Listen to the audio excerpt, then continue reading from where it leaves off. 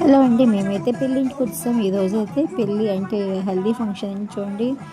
వీడియోలో కనిపిస్తుంది కదా, చూడండి ఫుల్ హల్దీ ఫంక్షన్ అన్నీ రెడీ అవుతున్నారు. ఇల్లు అండి ఇంకా పెళ్ళి ఇల్లు అండి చాలా అందంగా డెకరేట్ చేశారు.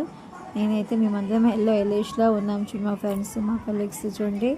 అదిగోండి నా యూట్యూబర్స్ అండి.